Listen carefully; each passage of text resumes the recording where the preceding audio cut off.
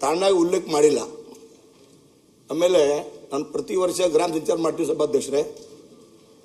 ಊರು ಹೋದರೆ ಸಂಶಾನ್ ಭೂಮಿ ನಮ್ಮ ಅವರು ಕಮನರ್ ತಾಲೂಕಾ ಬೇರೆ ಇದೆ, ಅವರ ತಾಲೂಕಾ ಬೇರೆ ಇದೆ. ಬೇರೆ ಬೇರೆ ಊರು ಅವರು ಅಧಿಕಾರಿ ಅವರು ಕಮನರ್ ತಾಲೂಕಾಗಿ ಸೇರಿಸ್ಯಾರ, ಅರ್ಧವರು ಅವರ ಸೇರಿಸ್ಯಾರ. ಇರಲಿ, ನಮ್ಮದೇ ವಿಧಾನಸಭಾ ಕ್ಷೇತ್ರ ಅವ. ಆದರೆ ಇಲ್ಲಿ ಸಂಶಾನ್ ಭೂಮಿ ಪೂರ್ತಿ ಇಲ್ಲ. ತಮ್ಮ ಮುಖಾಂತರ ಸರ್ಕಾರಕ್ಕೆ ಮನವಿ ಮಾಡ್ತೀನಿ, ಪೂರ್ತಿ ಊರಿನಲ್ಲಿ ಸಂಶಾನ್ ಭೂಮಿ ಆಗಬೇಕು, ನಂಬರ್ 1. ಆಮೇಲೆ ಎರಡನೇ, ಪೂರ್ತಿ ಮೂಲಭೂತ ಸೌಕರ್ಯ ಇಲ್ಲ. ಫಾರ್ ಎಕ್ಸಾಂಪಲ್ಲು ಕಾಂಪೌಂಡ್ ವಾಲ, ನೀರಿನ ವ್ಯವಸ್ಥೆ, ವಿದ್ಯುತ್ ಎಲ್ಲ ಕಡಿಮೆ ಇದೆ. ಅದಕ್ಕಾಗಿ ಮಂತ್ರಿ ಆಗ್ತಿದ್ದೆ, ನಮ್ಮ ಬಹಳ ಅವ್ರ ಬಗ್ಗೆ ಗೌರವ ಇದೆ. ಬಟ್ ನಮ್ಮ ಕಡೆ ಬಹಳ ತೊಂದರೆ ಇದೆ. ನಮ್ಮ ತಾಲೂಕಾ ಬಾರ್ಡರ್ ತಾಲೂಕಾ, ಬ್ಯಾಕ್ವರ್ಡ್ ತಾಲೂಕಾ ಇದೆ.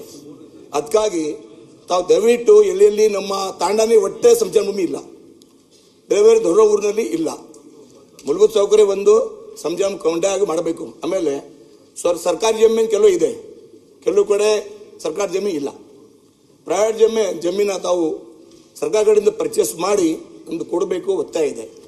ಆಮೇಲೆ ಅವ್ರು ಮಾಡ್ತಾ ಇದ್ರಿ 2ನೇ ಟೈಮ್ 3ನೇ ಟೈಮ್ ಕೊಡ್ತೀರಿ. ಈ ಜಮೀನ ವ್ಯಾಲ್ಯೂ ಜಾಸ್ತಿ ಆಗಿದೆ, ಪ್ರೈವೇಟ್ ಅವರು ಕೊಡ್ತಾ ಇಲ್ಲ. ಅದಕ್ಕಾಗಿ ತಾವು ಯಾವ ಥರ ತಾವು ಮುಂದೆ ರೇಟ್ ಫಿಕ್ಸ್ ಮಾಡ್ತೀರಿ, ಮಾಡಬೇಕು.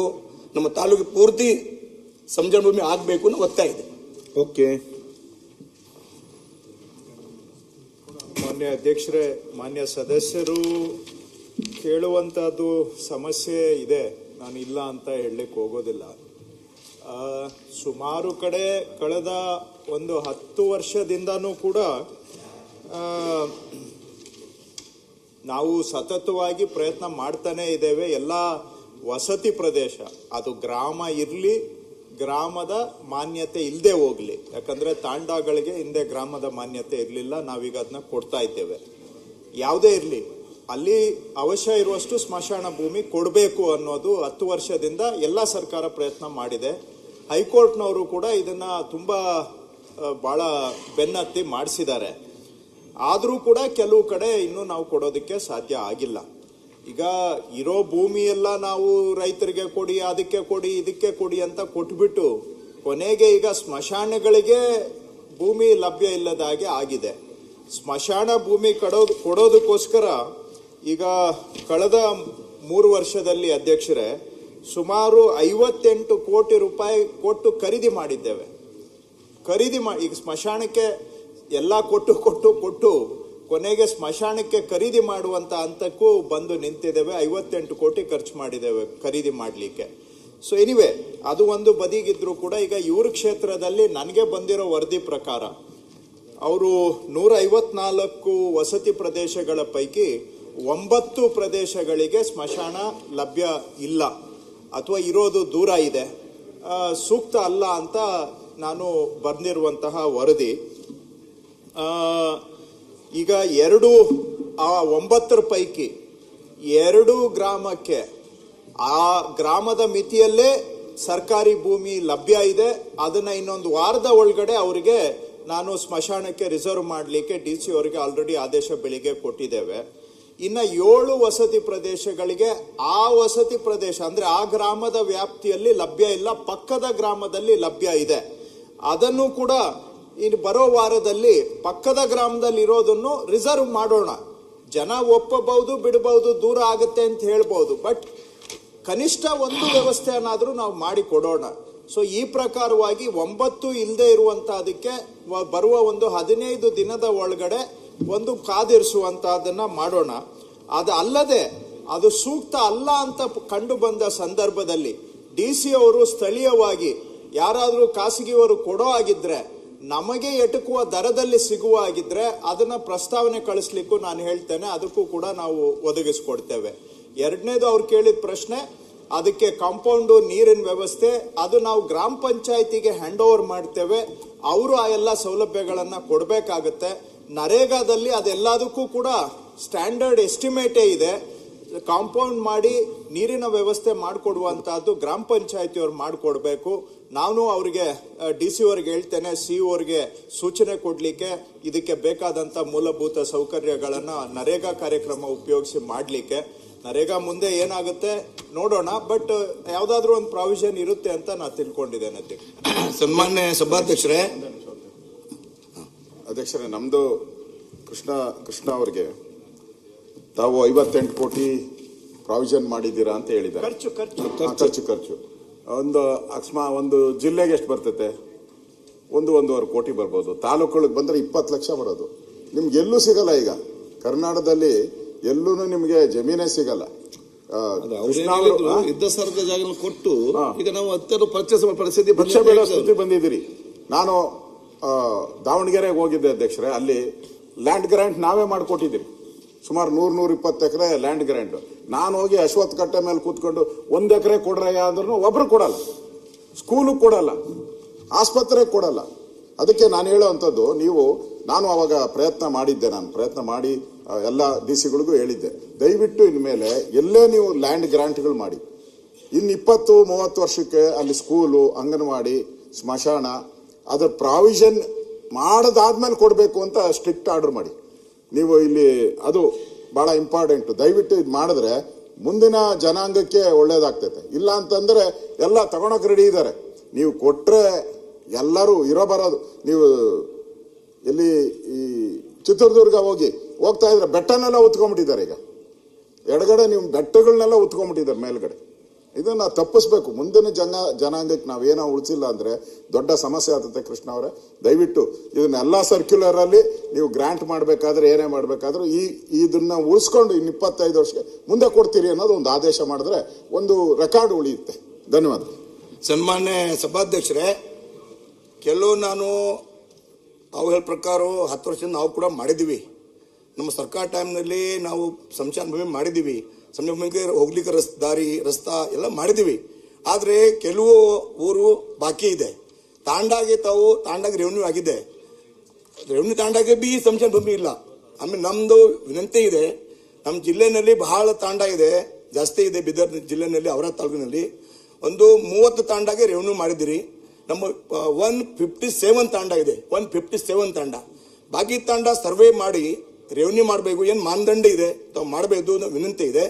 ಆಮೇಲೆ ಫ್ಯೂಚರ್ನಲ್ಲಿ ಸಂಶಾನ ಭೂಮಿ ಬೇಕೇ ಬೇಕು. ಸನ್ಮಾನ ಸಚಿವರೇ, ನಮ್ಮ 2 ಊರವ, ಲಿಂಗಿ, ಗಣೇಶ್ಪುರ್. ಒಂದು ಎಲ್ಲಿ ಬಾಜು ಅವರು ಜಾಗ ಕೊಟ್ಟಿಲ್ಲ. ಅವರು ಅಧ್ಯಕ್ಷ ಕೇಳ್ರಿ, ನೀವು ಅಪ್ರೂವ್ ಕ್ವಶನ್ ಕೇಳ್ತೀನಿ, ಆಯ್ತು ಹೇಳ್ತೀರಿ. ಅದನ್ನೇ ನೀವು ಹೇಳ್ತಾ ಇದ್ರೆ ಆಗದಿಂದ ಆಮೇಲೆ ರೋಡ್ ನಲ್ಲಿ ಅಂತಿಮ ಕ್ರಿಯೆ ಆಯ್ತು. ಗಣೇಶ್ಪುರ್ ಒಂದು, ಲಿಂಗಿ ಒಂದು, ನಮ್ದು ಊರು ತಾಲೂಕಿನಲ್ಲಿ ಬಹಳ ಗಂಭೀರ ಪರಿಸ್ಥಿತಿ ಆಯ್ತು. ತಹಸೀಲ್ದಾರ್ ಬಂತು, ಪೊಲೀಸ್ ಬಂತು, ಗಲಾಟೆ ಆಯ್ತು. ಅದಕ್ಕಾಗಿ ತಮ್ದು ವಿನಂತಿ ಇದೆ. ನಾನು 10 ವರ್ಷದಿಂದ ಮಾಡಿದೀವಿ. ನಾವೇ 4 ವರ್ಷ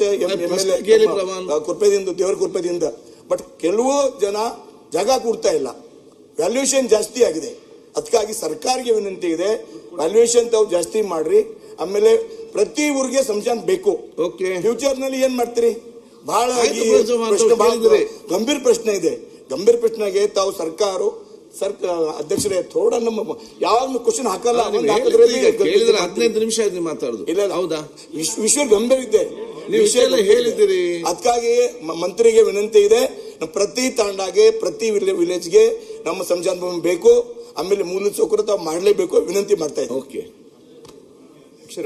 ಮಾನ್ಯ ಅಧ್ಯಕ್ಷರೇ, ಪ್ರತಿಪಕ್ಷದ ನಾಯಕರು ಹೇಳಿದ್ದು 100ಕ್ಕೆ 100 ನಂದು ಕೂಡ ಸಹಮತ ಇದೆ. ಮತ್ತು ಅವರು ಸ್ಥಳೀಯವಾಗಿ ಗಮನಿಸಿರೋದು ಕೂಡ ನನ್ನ ಪ್ರಕಾರ ಸರಿ ಇದೆ. ಅವರ ಅಬ್ಸರ್ವೇಷನ್ ಎಲ್ಲಿ ಕೊಡು ಗುಡ್ಡ ಕೊಡು, ಅದು ಕೊಡು, ಇದು ಕೊಡು, ಕೊನೆಗೆ ಈಗ ನಾವು ಕೊಟ್ಟು ನಾವು ಭಿಕ್ಷಾ ಪಾತ್ರೆ ಎತ್ಕೊಂಡು ಓಡಾಡುವಂಗಾಗಿದೆ. ಈಗ ಅವ್ರು ಕೇಳ್ತಾ ಇರೋದು 100ಕ್ಕೆ 100 ಸರಿ ಇದೆ. ಈಗ ಹಿಂದೂ ಸಮಾಜದಲ್ಲಿ ಸುಡೋರು ಇದ್ದಾರೆ ಅಥವಾ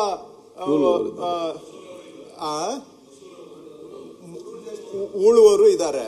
ಈಗ ಬೆಂಗಳೂರು ಸುತ್ತಮುತ್ತ ಯಾರು ಉಳ್ತಿದ್ರು ಅವರು ಕೂಡ ಅನಿವಾರ್ಯ ಜಾಗದ ಕೊರತೆಯಿಂದ ಈಗ ಸುಡೋ ಪದ್ಧತಿಗೆ ಬಂದಿದ್ದಾರೆ. ಆದ್ರೆ 2 ಅಲ್ಪಸಂಖ್ಯಾತ ಸಮುದಾಯದಲ್ಲಿ ಸುಡೋದಕ್ಕೆ ಅವಕಾಶ ಇಲ್ಲ. ಅವ್ರಿಗೆ ಭೂಮಿ ಕೊಡ್ಲೇಬೇಕು ನಾವು. ಆದ್ರೆ ಈ ಕೊಟ್ಟು ಅವರೆಲ್ಲ ಸಿಟ್ಟಾಗಿದ್ದಾರೆ. ಈಗ ಭೂಮಿ ಕೊಡ್ತಾ ಇಲ್ಲ ನಮ್ಗೆ ಅಂತ ಬಹಳ ಸಿಟ್ಟು ನಮ್ಮ ಮೇಲೆ. ಈ ಕೊಟ್ಟು ನಾವು ಭೂಮಿ ಇಲ್ಲ ಅಂತ ಹೇಳಿದ್ರೆ ಕೇಳೋದಿಲ್ಲ ಯಾರು. ಎಲ್ಲಿವರೆಗೂ ಕೊಡೋದು? ಗುಡ್ಡನೂ ಕೊಡು, ಅದು ಕೊಡು, ಇದು ಕೊಡು.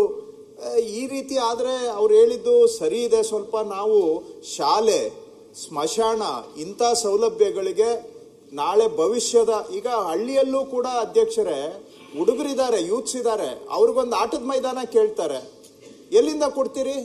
ಅವ್ರಿಗೆ ಕೊಡ್ಬೇಕಾ ಬೇಡವಾ? ಹಳ್ಳಿಯಲ್ಲಿದ್ದಾರೆ ಅಂತೇಳಿ ನಗರದ ಯಾವುದು ಸೌಲಭ್ಯ ಸಿಗಬಾರ್ದ?